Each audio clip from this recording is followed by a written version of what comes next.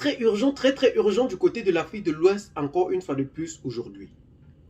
La course à l'élection présidentielle a pris une autre tournure sur le sol ivoirien. L'ex-président de la République ivoirienne, Laurent Gbagbo, président du PPACI, vient de prendre encore une fois de plus une décision qui va secouer la Côte d'Ivoire. En ces termes, vous allez les comprendre d'une manière plus détaillée.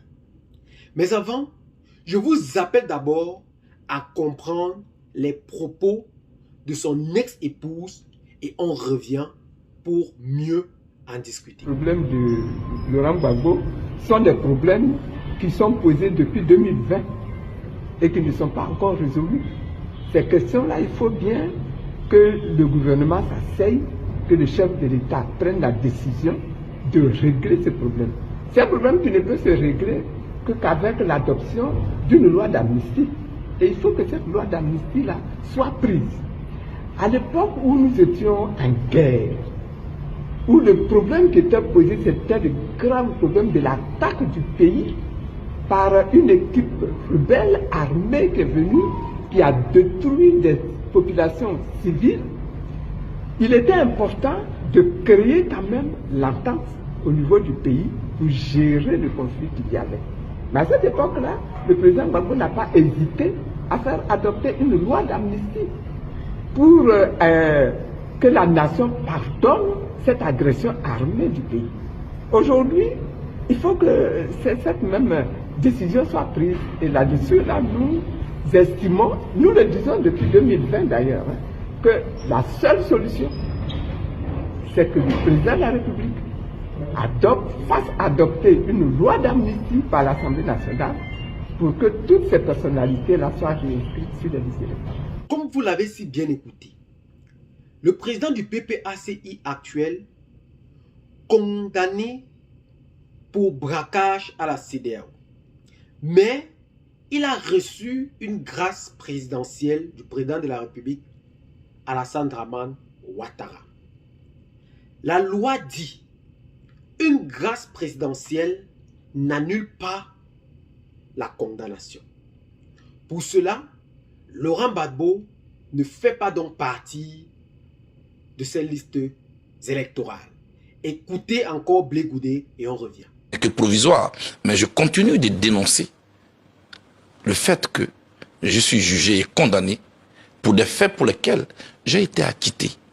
J'ai fait plusieurs années de procès à La Haye. J'ai été acquitté en première instance. Ensuite, en appel, j'ai été acquitté le 31 mars devant toutes les caméras du monde. Donc tout le monde savait où j'étais. Plus le gouvernement de Côte d'Ivoire qui m'y a envoyé. Comment peut-on condamner quelqu'un pour des faits pour lesquels il a déjà été jugé et acquitté? Voilà, madame, ce que je dénonce. La conséquence est que je suis radié de la liste électorale. Moi, je pense qu'il ne faut pas jouer avec la justice comme ça. En tout cas, on ne peut pas m'enchaîner politiquement pour m'empêcher de ne pas participer à la vie politique de mon pays. Moi, j'ai toutes les aptitudes pour diriger mon pays. Ici donc, le président du PPACI a donc décidé de sortir de son silence suite à la publication de cette liste électorale le 17 mars dernier, dont nous sommes rendus déjà à 8 mois de l'élection présidentielle. Qualifiant cette publication des listes électorales de banalité administrative, ce dernier a appelé tous ses partisans à s'inscrire encore massivement aux listes électorales, mais à se concentrer effectivement sur l'élection à venir. Pour lui, la publication de ces listes électorales n'est qu'une banalité administrative. Il dit ceci, ce n'est pas la publication de ces listes électorales qui posera sa candidature à cette élection présidentielle, mais c'est l'homologation de la Cour constitutionnelle des candidatures qui lui permettra d'être candidat à cette élection présidentielle. De ce fait, la liste provisoire de l'élection présidentielle n'est qu'une banalité pour lui et l'objectif principal est de se concentrer effectivement sur cette élection à venir. Il dit en ces termes que je cite: si mon nom figure sur les listes électorales, tant mieux. Mais mon objectif est de gagner l'élection présidentielle. En ces termes, peut-on voir en réalité ce combat très préparé et intelligent que le président de la République, le président autant pour nous du PPACI, a donc décidé de lancer contre le gouvernement d'Alassane Dramane Ouattara. Pour cela, personne ne peut en dire. Mais nous connaissons que la Côte d'Ivoire aujourd'hui a une histoire encore une fois de plus à retracer si jamais ce dernier n'est pas inscrit sur les listes électorales. Nous connaissons aujourd'hui, comme l'a déclaré le président Laurent Gbagbo, que celui-ci n'est pas un problème juridique, mais c'est un problème politique. Le poids lourd ou l'exclusion des poids lourds de la course à cette élection présidentielle qui est aujourd'hui émis comme des plans de candidature du RHDP est en train d'être mis en marche.